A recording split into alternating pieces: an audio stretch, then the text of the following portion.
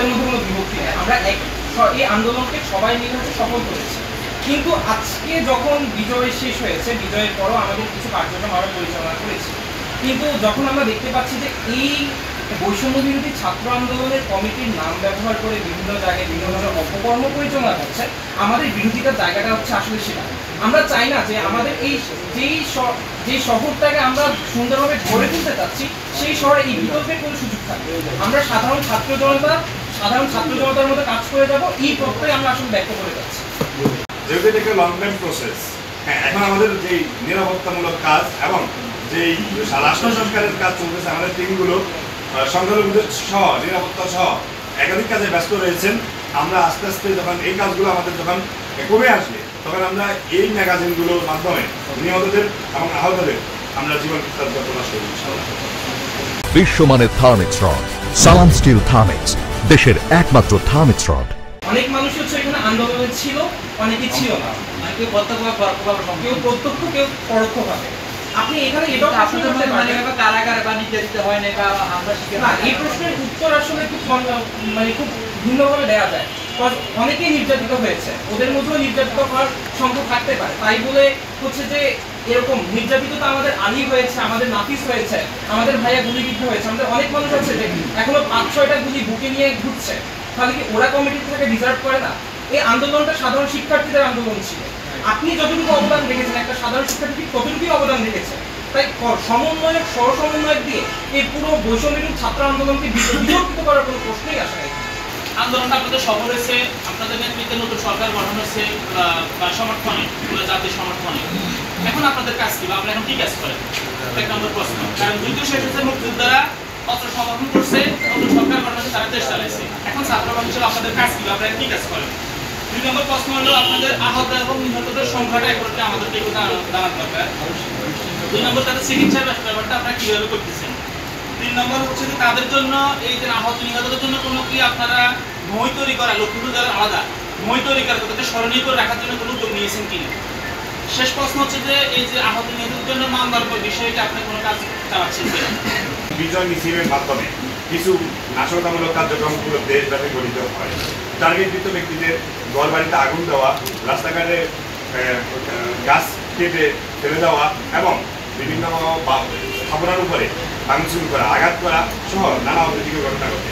আমরা 6 তারিখ থেকে যে আমাদের একটা টিম ভলেন্টিয়ার হয়ে সেই রাস্তাঘাট পরিষ্কারের দায়িত্ব পালন করে, আরেকটা টিম ট্রাফিক পুলিশ হয়ে যানবাহনের সুশৃঙ্খল যানবাহন এবং মানুষের যাতায়াতকে সুগম করে, আরেকটা টিম সংখ্যালঘুদের নিরাপত্তা নিশ্চিতে প্রত্যেকটি বসতবাড়ি, মন্দির সহ তাদের দোকানপাটে অতন্ত্র প্রহরীর নেই দায়িত্ব পালন করে, আরেকটা টিম আমাদের বিভিন্ন জায়গাতে চাঁদাবাজি সহ যেই নাশকতামূলক কার্যক্রম করেছিল, তারা সর্বদা জাগ্রত ভূমিকা পালন করে সেই জায়গাতে তাৎক্ষণিক উপস্থিত হয় এবং বিভিন্ন গণসংযোগের মাধ্যমে হুঁশিয়ারি বার্তা দিয়ে যায়।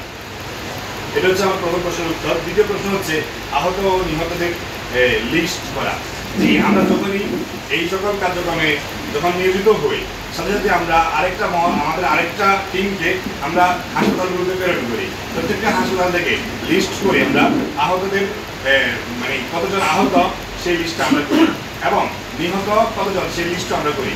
আমাদের নিহতের সংখ্যা হচ্ছে লক্ষ্মীপুরে 4 জন শিক্ষার্থী স্পটে নিহত হয় এবং লক্ষ্মীপুরের বাইরে 2 জন শিক্ষার্থী নিহত হয়েছে, মোট 6 জন। এবং চিকিৎসা পাই আমরা যখন আমাদের এখানে যখন অতর্কিত হামলা সহ টিপু সহ যারা নেতৃত্ব দিয়েছিল, সেই বুলেটবিদ্ধ স্টুডেন্টরা বিভিন্ন প্রাইভেট ক্লিনিকগুলো তখন বন্ধ ছিল। সদর হাসপাতাল, নোভাট্রমা এবং আধুনিক সহ এই 3টা হাসপাতাল তখন আমাদের ছাত্রদেরকে আশ্রয় দিয়েছে এবং রাত জেগে বিনা পরিশ্রমিকে তাদের চিকিৎসা, ট্রিটমেন্ট এবং অপারেশনের কাজে পরিচালনা করেছে।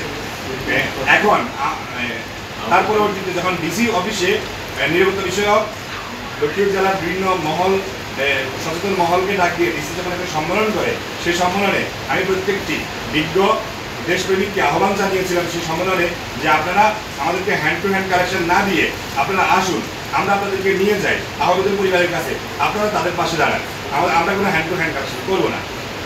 একটা সচেতন মহল সে আহ্বানে সাড়া দিয়ে তাদের চিকিৎসার দায়ভার গ্রহণ করে।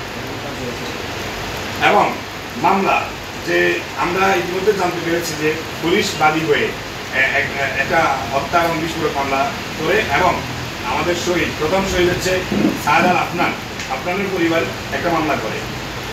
মামলা করার পরপরই শাহাদ আল আফনানের পরিবারকে বিভিন্নভাবে প্রেশার ক্রিয়েট করা হচ্ছে এবং চাপ দেওয়া হচ্ছে মামলা উজ্জ্ব করার জন্য এবং আসামিদের নাম কর্তন করার জন্য।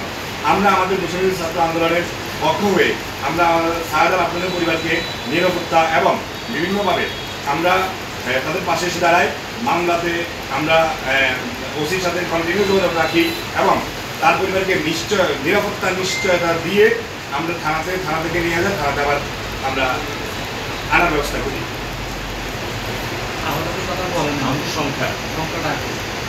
আহতর সংখ্যা আমাদের কাছে এই পর্যন্ত গুলিবিদ্ধর সংখ্যা এসে পৌঁছাইছে 84 জন। আর এছাড়া বিভিন্নভাবে মানে লাঠি সহ বেদম পেটনিতে প্রায় 150-র মতো আমাদের স্টুডেন্ট আহত হয়েছে।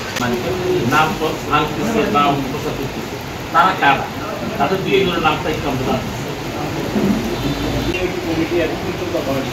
তার মানে আপনারা নিজেদের স্বপ্রণোদিতভাবে রাষ্ট্র সংস্কারের যে আন্দোলন, সেই আন্দোলন আপনারা সক্রিয়ভাবে অংশগ্রহণ করছেন, এটাই তো ঠিক। স্পষ্ট করেছেন যে কেন্দ্রীয় স্বাধীনতা যখন গ্রহণ করা হয়েছে যে আমরা প্রতিটি জেলা কমিটি করেছি। নাম্বার 1। নাম্বার 2 হলো আপনারা যাদেরকে অভিযোগ করতে চান তারা তাদের 3 নম্বর হলো আপনাদের মধ্যে নিয়োগটা কেমন করেন দৃষ্টি আকর্ষণ করে দাবি তুলেছিলাম ৩৯ জনকে শহীদ আফগান চত্বর ঘোষণা করার জন্য সরকারি কলেজে একটা ভবন অথবা একটা লাইব্রেরিতে শহীদ কাউসার হোসেন বিজয় নাম দেওয়ার জন্য এবং দক্ষিণ স্টেশনকে শহীদ সাব্বির নাম দেওয়ার জন্য এবং আমাদের যমুনা স্টেশনকে আমাদের শহীদ ওসমান নামকরণ করার জন্য আমি ডিসি মহোদয়কে দৃষ্টি আকর্ষণ করেছি। যে কমিটিগুলো এখন পর্যন্ত জমা হয়েছে, আমরা ডিসি অফিসে যখন যাই, ডিসি মহোদয় আমাদেরকে নিশ্চয়তা করেছেন যে তোমাদের এই ছবিগুলোকে আমি চিনি, তোমরা যে মূল গভর্নিং বডি, এবং সিভিল সার্জন আমাদেরকে নিশ্চয়তা করেছে যে তোমাদের এই পেজগুলোকে আমি ভালোভাবে চিনি এবং তোমাদের অ্যাক্টিভিটিসগুলো প্রমাণ করে যে তোমরা আন্দোলনের সক্রিয় ছিল। এইসহ ওসি সহ আমরা পুলিশ সুপারের সাথে দেখা করি এবং তিনিও আমাদেরকে সৌজন্যতামূলক এবং সর্বোচ্চ অ্যাকসেপ্ট করে বিভিন্ন কার্যক্রমে আমাদেরকে অবহিত করে প্রতিদিনই আমাদের সাথে আপডেট রাখে ওসি মহোদয়। তো আমরা বলতে চাই যে কমিটিগুলো রাতারাতি গজিয়েছে তাদের নাম আমরা বলতে হবে না। সাধারণ শিক্ষার্থী, বিজ্ঞ আইনজীবীগণ, বিজ্ঞ সাংবাদিকগণ আপনারা আন্দোলনে ছিলেন, ফুটেজ গ্রহণ করেছে। এখানে অনেক আইনজীবী সাংবাদিক আমাকে নিশ্চয়তা দিয়েছে, আমার কাছে এখনো পর্যন্ত বয়সও আছেন যে তারা নিশ্চয়তা দিয়েছেন যে আন্দোলনে কারা অংশগ্রহণকারী ছিল। যে কমিটিগুলো ইতিমধ্যে প্রকাশিত হয়েছে তাদেরকে তারা অনেক সাংবাদিকই তাদেরকে বিভিন্ন ফুটেজে দেখেন নাই, এটা আমার নিশ্চয়তা দিয়েছে।